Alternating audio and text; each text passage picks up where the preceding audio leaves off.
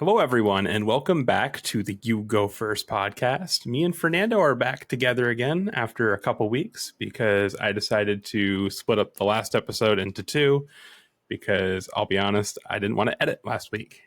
So, yeah. Hello again, Fernando. Honestly, it feels so weird not actually talking to you last week. It feels like it's been quite a while. So, I'm glad to be back on with you as you're ignoring me and looking at your phone. You talking to me? I hate you. Yeah, it was good to not talk to you for a while because I like to disassociate when I'm stressed out. So that's why I haven't been talking. Yeah, I hate you. Oh, okay. Well, that's fine. Yeah, I figured we could actually talk about something kind of actually spooky today. The pets were fun to talk about, but let's face it, they weren't that scary. No, they were not. They were not. All right. So today we are going to talk about the Axeman The Basilica Axe murders. No, Oh, that's a different one. the Axe murders at the Lizzie Borden house. No.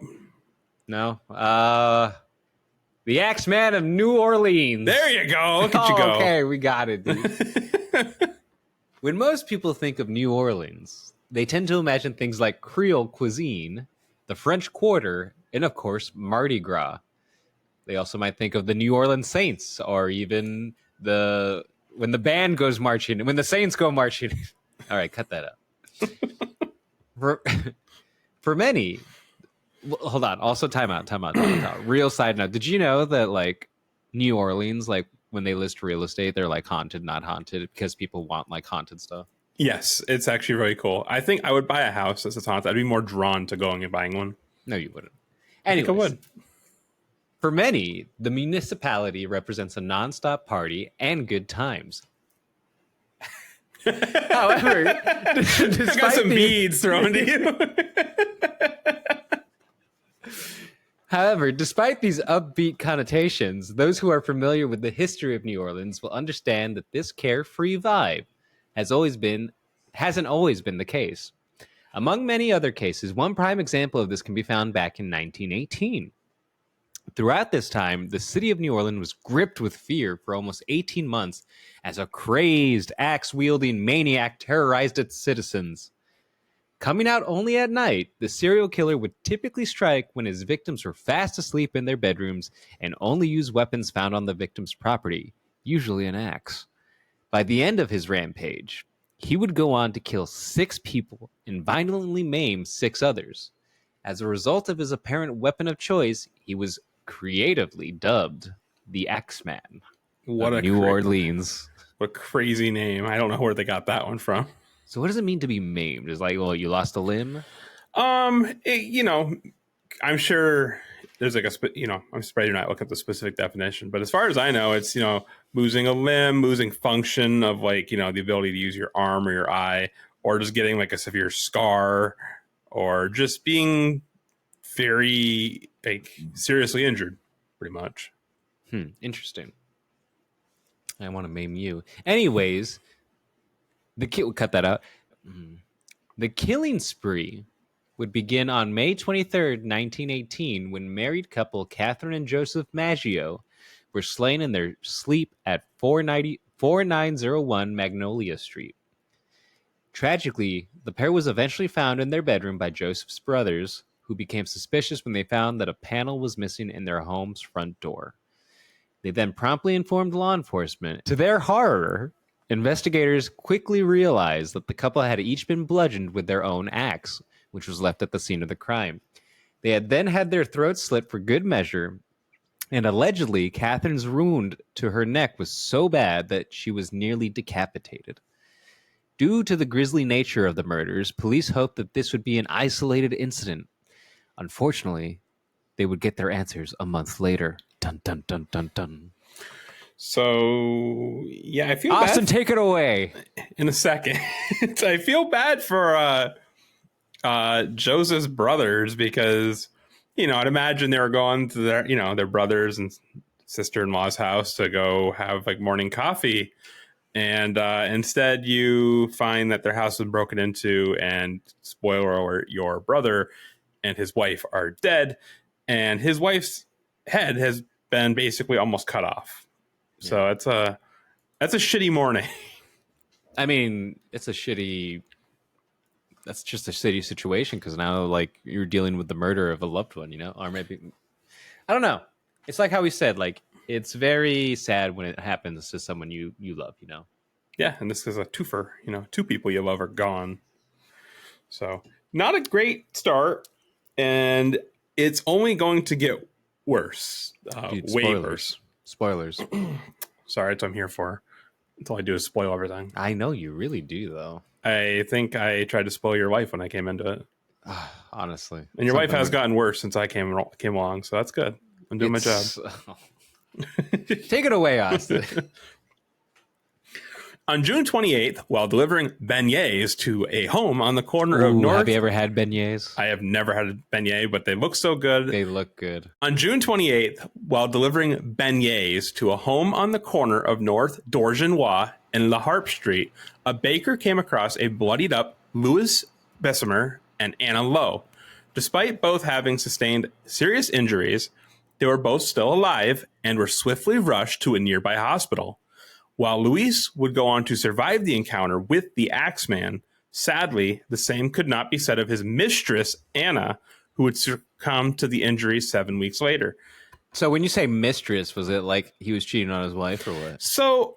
Also, where did the baker find them? So he found them at their home. Again, he came up to the house to do their delivery. Door was kicked in again. Well, panel out of the door was kicked in again. He thought that was weird. I'm going to guess he walked into the home and then he saw signs of a struggle, a break-in, Oh my whatever. God, what if the baker was the axe killer? You say that. The baker actually was accused initially of being the murderer. And then Dude, I'm already suspicious of this baker. Well, what are you doing going into strangers' houses? I mean, it was a different time. It was kind of like the milkman, coming to your house. Although he didn't go into your house, I mean, he would leave the milk. Dude, the milkman would get your wife pregnant, dude, and then you're like, why does my son not look like me? Well, the beignet baker is the one who gets your wife pregnant here in Louisiana. In Louisiana is the beignet. So yeah, he was eventually acquitted, though. The evidence was not there. The baker was not the axe murderer. Who'd he pay off? Allegedly. Who knows? Once again, a panel of a door had been kicked in to gain entry, and the property owner's axe had been used against them. Like before, it was also left at the scene of the crime. A little more than a month after this incident, another assault would occur. This time, it would be on the corner of Tonty and Gravier Street. So, also, if you're wondering, even during this time, fingerprinting actually was a thing, but the problem was it wasn't standard procedure. So they decided it wasn't apparently worth the cost, and it wasn't worth the effort because there was no... Would it be worth the effort then, dude? I don't know. This is, honestly, to me, this is kind of like lazy police work because, yeah, I get it. He might not be in the system, whatever you want to call that system, but you need to get him into the system. So take the fingerprints, put them on file, and then when he strikes again... maybe it's some dummy stealing beignets from the baker, and they can be like, hey, they dust this thing for fingerprints. Like, oh, this is our Axeman. I don't know. But you got to start somewhere. And for some reason, they just didn't want to start. Check them for prints. Check them for prints. So, all right. To the next incident on Tonty and Gravier Street. On August 10th, sisters Pauline and Mary Bruno were fast asleep when they were awoken by a loud commotion emanating from their uncle Joseph's room. When they entered the room, they found Joseph Romano on the ground with 2 deep gashes in his head. According to Joseph's nieces, a dark, heavy-set man who wore a dark suit and slouched hat was seen escaping the premises when they arrived. Despite bleeding profusely, Joseph was able to walk away from the ambulance when it arrived at his residence. Unfortunately, he would pass away from his wounds 2 days later. As you have probably guessed, same MO. The back door panel had been removed. Bloody axe was left behind. This time it was in the backyard, though. So definitely the same guy, that they know of. And so now we have 3 people dead. Right? Wait, so you have the first 2 at the start and then the guy's mistress, yeah. Oh, mistress. Oh, and this guy. So we're at 4 now. Yeah, this guy, he's definitely a serial killer. I know we talked before, I think, in a couple podcasts ago about what, how many kills do you have to have before you become a serial killer. I think that this I thought counts. it's just when you eat a bowl of cereal and then you commit a crime. You just crush it. You just crush a bowl of So cereal. no, like you have to eat cereal before you do the crime, and then you're a serial killer. Well, I'm sure he was eating cornflakes before all this. Exactly. Cornflakes are found at the scene of the crime. More of a Fruity Pebbles or Charms man myself. Dude. More of a Blueberry and Count Chocula man myself. Oh, those are so dated, dude. No, actually, I like Cinnamon Toast Crunch. Oh, that is a goated cereal. Let's see. The public and the media fears. After the death of Joseph Romano, not only were investigators absolutely convinced that they had a serial killer, as we just discussed, on their hands, so too was the media. Days after the Romano murder, an article came out in the local newspaper claiming that armed men are keeping watch over their sleeping families while the police are seen to solve the mystery of the axe attacks. Can you say that like a 1920s like radio tacos? Armed men are keeping watch over their sleeping families while the police are seen to solve the mystery of the axe attacks. That's pretty good. I like that. Where are your family? Immediately after the story hit the papers, reports from all over New Orleans began to flood into the police department claiming that they had either seen the Axeman or at least had found evidence. A few men even called just to report that they had found axes in their backyards. Axe mania was now in... Oh, I'm not reading that. You're reading it. I'm not reading that. Read it. It's part of your contract. Axe mania was now in full swing. Pow. I have to include at least one pun. It's so, oh my God. D'Antonio, a then retired Italian detective, also made public statements in which he hypothesized that the man had committed the Axeman murders was the same who had killed several individuals in 1911. The retired detective cited similarities in the manner by which the two sets of homicides had been committed as reason to assume that they had been conducted by the same individual. D'Antonio described the potential killer as an individual of dual personalities who killed without motive. This type of individual, he stated, could very likely have been a normal, law-abiding citizen who was often overcome by an overwhelming desire to kill. Think Christian Bateman in American Psycho or Dr. Jekyll and Mr. Hyde. So I think that this guy's living in... he's been reading. He's Dr. eating Jekyll too much and Mr. spaghetti. Hyde. Yeah, he's eating too much spaghetti, yes, while he's reading Dr. Jekyll and Mr. Too Hyde. much marinara, dude. I mean, for me, if I eat, I don't get indigestion over any food, but for some reason, marinara sauce right before bed. But marinara sauce is It's so good. It's dude. so I good. could drink the stuff. But maybe he is drinking marinara sauce and then reading Dr. Jekyll and Mr. Hyde before he goes to bed. He's not drinking water. He's just drinking marinara. He's just drinking marinara. And he's having these crazy vivid dreams. He's having these epiphanies. And he's waking up and he's like, oh my God, I know who the murderer is. It's a guy just like Dr. Jekyll and Mr. Hyde. Boom, solved. So point is, John D'Antonio, I don't think is he's probably a smart guy. He is a detective, but I don't think he's on the right path, if you want my very useless opinion. Your professional opinion as a doctor in criminal psychology? Yes. Exactly. You're not a doctor, though. No, I'm not a doctor. I do not. Well, no one can say.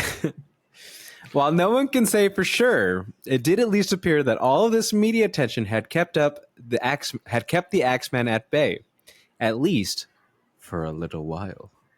You can't keep a good Axeman down. Shut the fuck up.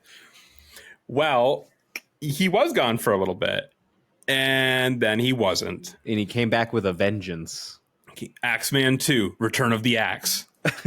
Full swing. I like that. It's a good one. So 7 months later, the Axeman would come off of his extended vacation and strike the Can you imagine, Cortimiglia like, family. he actually just he just goes like, he's like, you know what? I want to take my family out for a few weeks. Like, we just want to go to the Bahamas or something. I'll come back and resume my axe duties later. Could be. Although, as you'll see later on, the timing actually might have something to do with something else. Not a vacation to the Bahamas, unfortunately. But I'll leave it there. We'll talk more about that after. After what? After a word from our sponsors? Yes. This episode is sponsored by Pepsi. Drink I Pepsi. hate Pepsi, though. I don't like Pepsi either, but we're not ready for Coke yet. Call us Coke, please. Not that kind. Yeah, Coca-Cola, if you're listening, you'd love to sponsor the You Go First podcast. You can be our title sponsor. Every episode title will begin with Coca-Cola presents.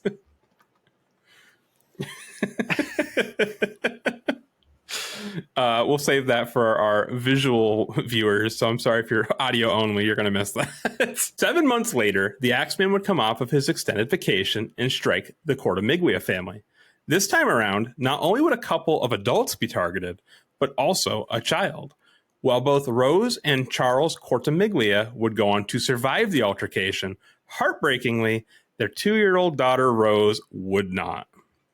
It's, He's going after the kids now, dude? He's going after everybody, man. He came off vacation and he's ready. He's just swinging that axe at anything that moves. I'm surprised the family dog wasn't involved. Like, I mean, that's the first thing. Never mind. I don't know too many details of the attack, so I don't know if like the baby was like in her arms and or he purposely like ran over to the crib and attacked. I really don't know, but unfortunately, we have a 2-year-old being added to the list of deceased victims. Damn. 5 days after this tragic event unfolded, a New Orleans newspaper named the Times-Picayune received... Times-Picayune. Picayune. Picayune. Is it Picayune? I'm pretty sure it's Picayune. Whatever. Received the following letter from the Axeman himself. So he actually sent a letter to the Times. Oh my God, he was the Zodiac killer before the Zodiac killer. Pretty much. Oh my God, they're on to me. Helicopter's passing by. That sounds like a motorcycle. Nah, it's a helicopter. It's life flight. All right, are you ready for this?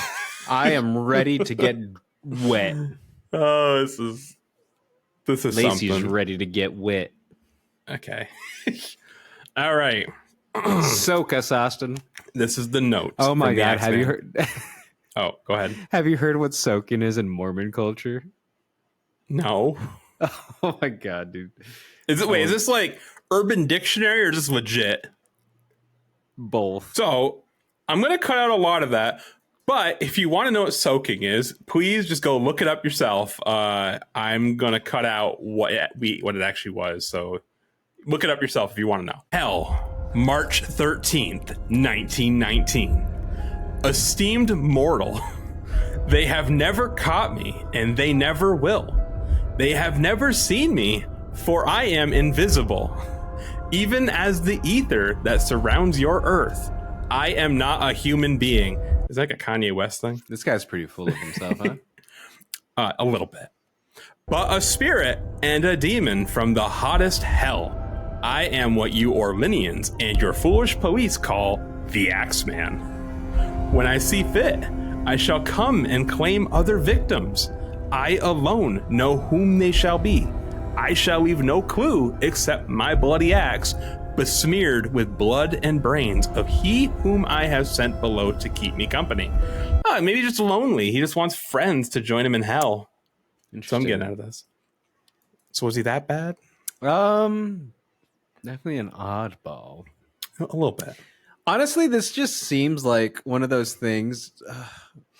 Like I'm just such a conspiracy theorist, dude, that like it just seems like one of those things where like you know how many people claim to be the Zodiac killer? Oh, just well, yeah, because of course. they would have been famous. Like it's the same thing, I think. Like, how do we know this guy's like? What evidence did he provide? I mean, this is during World War One. I mean, how much like tracking and stuff was really going on? I mean, like how many of these were actually done by him, and how many were copycats? Well, we're actually going to get to that, but we don't know. We really don't. This could just be some guy who was bored. It's like, I want to write and pretend I'm the Axeman, Yeah, he's like you before the internet, dude. He just wanted to write articles, except he was like, I'm going to pretend to be a serial killer. I mean, we all honestly, it would not surprise me if you were a serial killer. If I was a serial killer. Mm-hmm. Okay, what about my life makes you think that? I'm genuinely curious. It's so like, almost like you just wouldn't suspect you. That's true. Every single time, not every time, but a lot of times you hear, he was such a nice person. Yeah, he had a dog and a wife and like he drove a Miata. Wow, he sounds familiar. Actually, to be fair, and this is a very true story, my aunt moved to Wichita. Yeah. I'm sorry. Go ahead. No, you're fine. She moved to Wichita, Kansas when I was really young. And anyway, she lived on a road that ended in a cul-de-sac. And she, one day, not even thinking anything of it, I think she parked her car wrong or something like that. And, she got a ticket from a meter maid. A meter maid. Can't you see she's tired of being a failure? Sorry for the Zootopia reference, everybody. No, I really am. If it ain't Shrek, it's Zootopia. Or Ratatouille. Anyway, sorry. So keep in mind, just remember that ticket. Anyways, fast forward a couple years, and all of a sudden my aunt looks out the window and she hears sirens coming. So she looks out the window and she sees tons of police cars flying by, a SWAT van. There's a helicopter flying, in with its spotlight beaming down at a house at the end of the cul-de-sac. And, she has no idea what the hell is going on, but no one's allowed to leave their home. Everyone's, staying tight in their home while they're doing whatever at this house. Turns out that it was the home of the BTK killer that they were arrested. They were arresting him. And the reason why I brought up the whole meter maid thing was he actually gave her a ticket, which is very terrifying. I kind of wish she'd have kept the ticket, but I know, right? But yeah, so, and you never know. You never know. Nobody in that neighborhood suspected him. I don't think. I mean, I don't actually know much about the BTK killer. You're the perfect serial killer, dude. Well, do you want to be the first victim? That's the thing. I'd probably be like victim number 35 or something. You be my capstone. Exactly. I'm just your magnum opus, dude. And then I'm going to write a letter to the Boston Times. All right. Continuing on with the note. If you wish, you may tell the police to be careful not to rile me. Of course, I am a reasonable spirit. I take no offense at the way they have conducted their investigations in the past. In fact, they have been so utterly stupid as to not only amuse me, but his satanic majesty. But tell them to beware. Let them not try to discover what I am, for it were better that they were never born than to incur the wrath of the Axeman. I don't think there is any need of such a warning, for I feel sure the police will always dodge me as they have in the past. They are wise and know how to keep away from all harm. So this guy's insinuating that the police have been avoiding him because they're too scared to confront him. Yeah, dude, it sounds like an old supervisor of ours. Yes, it does actually. Undoubtedly, you Orleanians think of me as a most horrible murderer, which I am, but I could be much worse if I wanted to. If I wished, I could pay a visit to your city every night. At will, I could slay thousands of your best citizens, for I am in close relationship with the angel of death. Oh, God, we're almost done, I promise. Now, this is actually the best part. Now, to be exact, at 12:15 earthly time, on next Tuesday night, I am going to pass over New Orleans. In my infinite mercy, I am going to make a little proposition to you people. So is he cosplaying an angel? It feels like, a demon, not an angel. Yeah. Although apparently he can fly. Yeah, I guess demons. It's weird. He's like, I'm going to pass over your city at night, and you better not anger me. Or else I'll strike. Just going to rain axes. So here's his proposition to everybody. am very fond of jazz music, and I swear by all the devils in the nether regions that every person shall be spared in whose home a jazz band is in full swing at the time I have just mentioned, or at the same time I have just mentioned.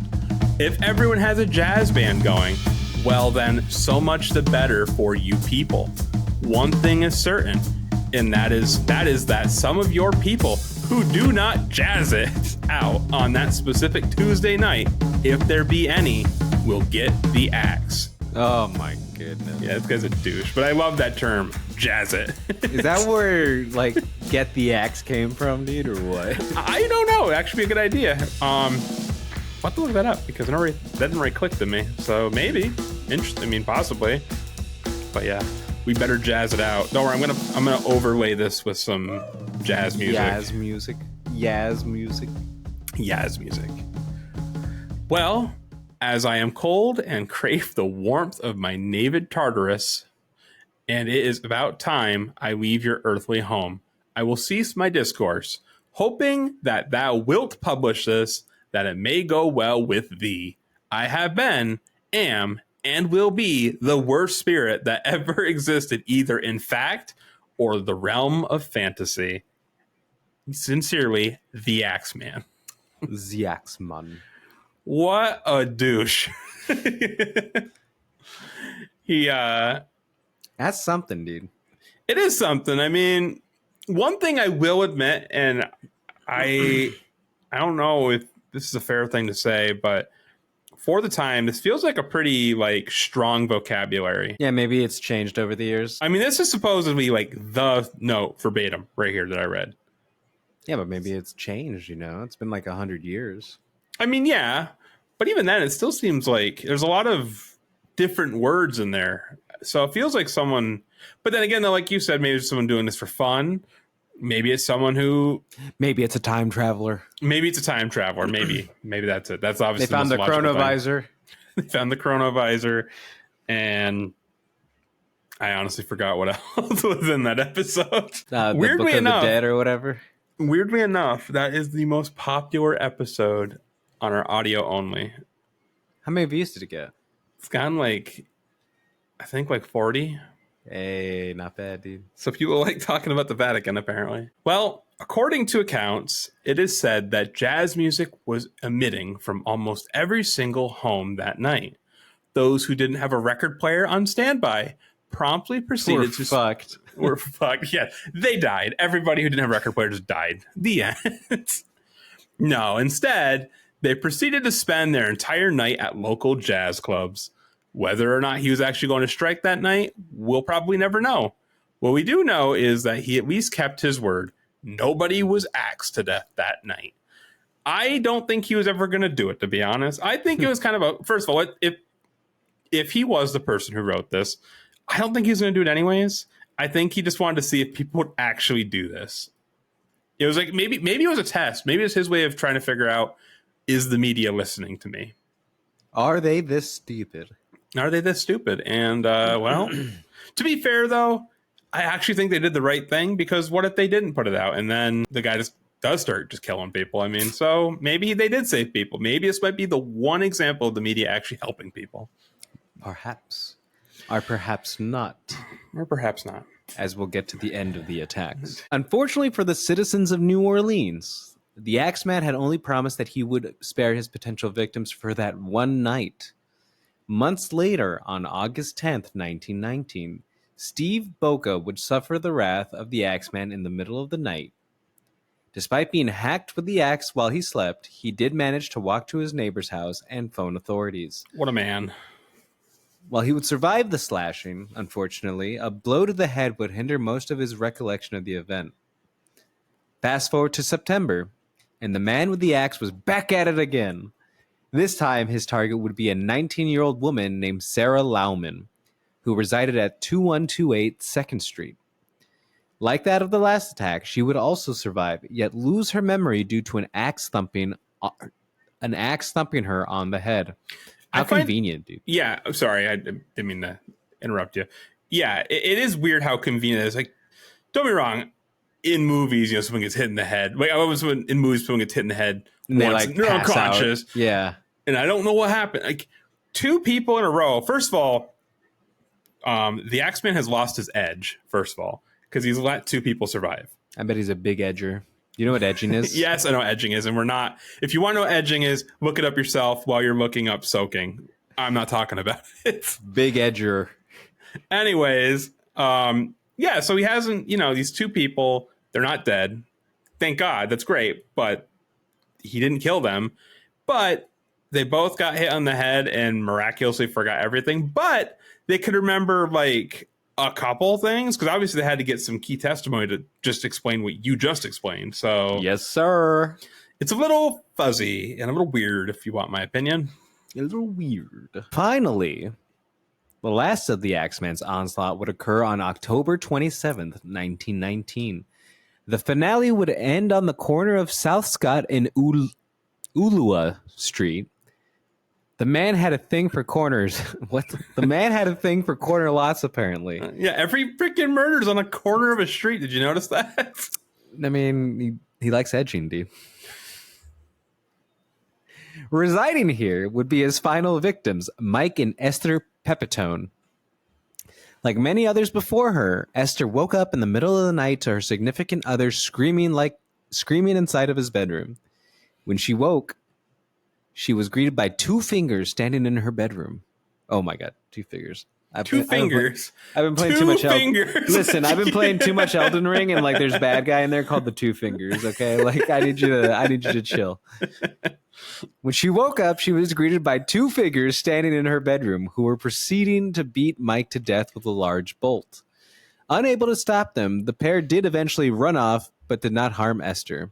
No further Axeman-related events would ever occur again. So you're telling me there was two boys, 2 dudes? Yes. So this There's always been 2 dudes? Well, maybe Let's not. get into the theories. Yes, it's time to get into some theories because there's a couple that are interesting. After terrorizing the city of New Orleans for 18 months and writing quite a scathing and quite weird letter to the public, the Axeman was officially never heard from again. Because of the fear he caused, the mystique surrounding him, and the fact that he's never been caught, there have been a few theories proposed regarding who the infamous serial killer was. Here are the 3 most popular. The milkman. The milkman, number 1. Number 2, the baker. Number 3, the police chief. The mailman. No, theory number 1, actually. The murders that occurred around New Orleans were actually a series of copycat killings on a massive scale. One of the key pieces of evidence that may supply credence to this theory is that many investigators believe that Mike Pepitone's murder was a mafia hit. This would make sense as it was the only attack that involved 2 suspects, didn't result in the spouse being harmed, and the weapon that was used was not an axe. It is quite possible that the hit was designed to look like the Axeman committed the crime in question. Furthermore, there was plenty of speculation when it came to the murder of Anna Lowe, who was the second run of the Axeman. Who was the second run-in with the Axeman. Oddly enough, despite being injured herself, Anna's partner Luis was initially suspected and charged with her murder. Why did police come to this conclusion, you may ask?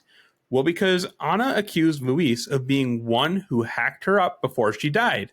But that's not where the zaniness stops. The zaniness. After searching the home during the investigation of Anna's murder, authorities found a number of letters that had been translated into both Yiddish and Russian. For unknown reasons, especially considering the German language was missing from this equation, he was accused of being a German spy and was arrested and charged with espionage. In spite of this, he was eventually acquitted of both crimes, and the 2 lead investigators who charged him would be demoted for poor police work. Now, I have kind of 2 trains of thought on this. One, first of all, say he was a spy, right? Say he was. Mm-hmm. What if he just had friends in high places to make it look like he wasn't, and these police got, they got the axe because they were getting too close to home. Maybe he was a German spy. And And then on the other hand, maybe the police were just not being good people, assuming things because of certain things. Yo, you're doubting our brave officers in blue. I'm doubting. You are not backing the blue. I'm doubting right police here on from this the early podcast. Are we getting 1900s. confirmation that you don't back the blue? I'm just saying, police work was not right on 4th of July. As good. Unbelievable. It's not 4th of July. It's the 14th. It's 10 days later. This podcast was recorded on the 14th. So yeah, I don't know. What do you think about that? I mean, I guess the man being a spy doesn't really have anything to do with the Axeman, to be fair, other than he may have tried to blame him for the murder of his wife. I don't know. But why do you murder his wife? If he's a German spy, wouldn't you want to draw as little attention to yourself as absolutely humanly possible? Throw them off the trail, dude. Like, you throw me off the trail. But why would you kill your wife and bring all that attention to your household? It makes no sense. I mean, maybe. Because, like, someone killed my wife. I guess, maybe. Possibly. Maybe he's a great actor and he, like, can do the crocodile tears, Anyways, so yeah, that was theory 1. Theory 2 is pretty convincing.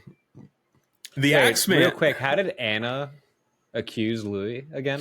On her deathbed in the in the hospital. So she was on, I won't call it life support because life support didn't exist back then, but she was in the hospital for like 7 weeks, I think. So she was in there for a while.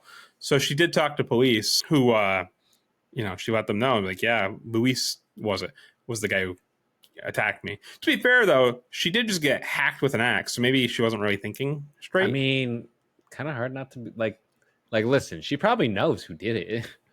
I mean, it was probably Louis, dude. I'm just saying, if someone gets hit with an axe and claims they don't remember anything, it's not out of the realm of possibility of someone getting stabbed in the head with an axe and like blaming the wrong person. But I don't know. We would need a brain scan, I guess, which we weren't able to do back then. Anyways, theory 2. Theory 2, the Axeman was a supernatural being that could somehow turn into a mist and pass underneath the doors. There's nothing to explain here. That is not the case. Or do you have something to say about that? The final theory. Arguably the most plausible, according to this theory, a man by the name of Joseph Mumphrey was the Axeman.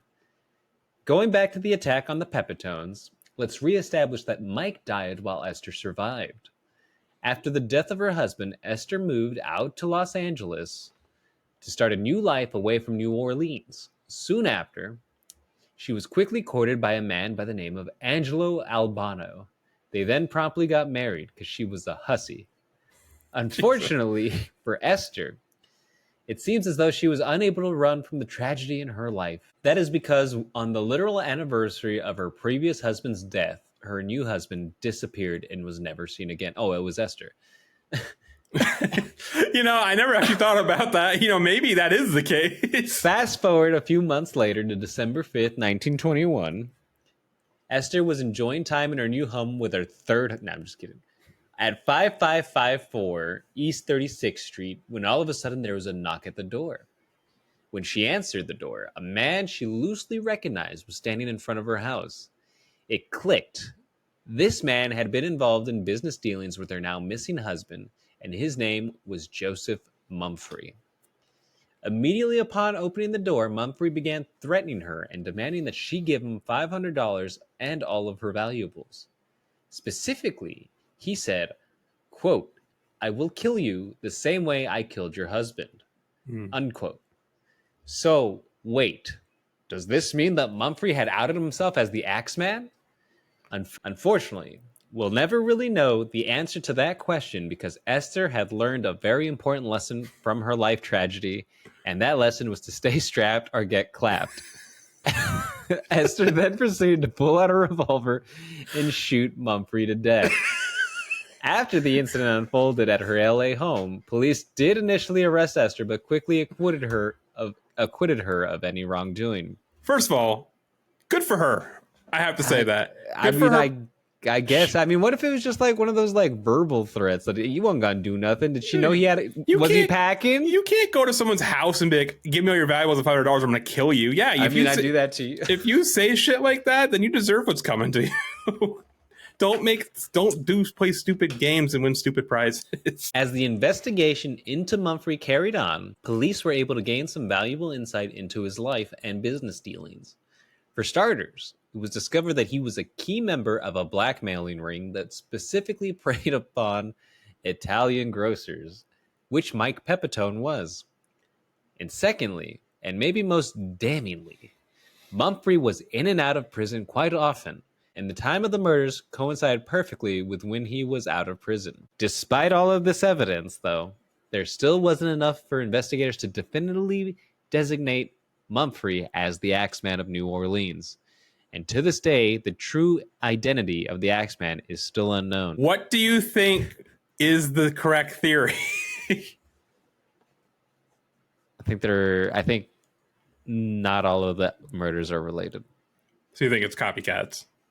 Just copycats. Maybe one person like murdered his wife and blamed the Axeman of New Orleans. I don't know. Maybe Esther's husband was just deep in with loan sharks and got. So one thing I forgot to mention too is I kind of touched upon it. I said Mike Pepitone was a Italian grocer. Many of the people in this story who were killed were Italian grocers. They owned grocery businesses. Oh, it's definitely the mob. So, maybe it was a creative way by the mob to whack people. No pun intended on that one. But seriously, like maybe that's the theory that I actually didn't come across, was maybe this was all the mafia. Maybe they used it as, we'll convince the police there's some crazy, serial killer going around. And in actuality, it's just a bunch of mob hits. Could be. Never know. Could be. I mean, I don't know if you knew this or not, but like the mafia that we know today,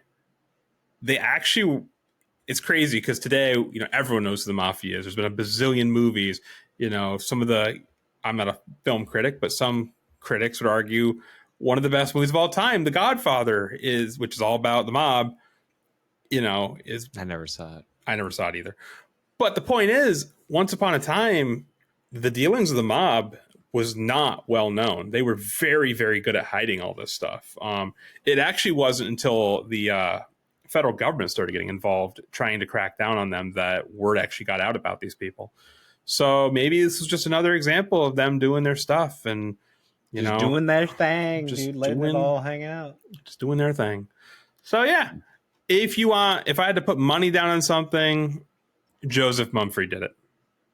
That's my opinion. That's your opinion? All right. That's what I think. Okay. I think it was Joseph Mumphrey with a sprinkling of copycat murderers. So. I got that. I'll believe that. So the Axeman, he's not still at large unless he is a demon. Otherwise, he's not alive. There's no way he can be alive anymore. But unfortunately, if his letter is to be believed, he's got plenty of friends to keep company, unfortunately. Mm-hmm.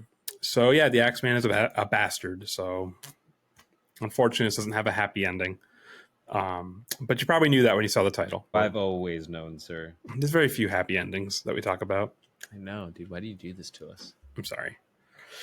All right.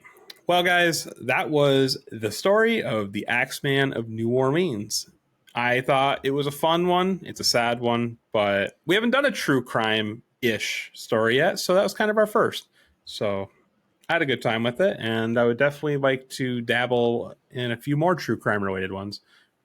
So we'll get to those later.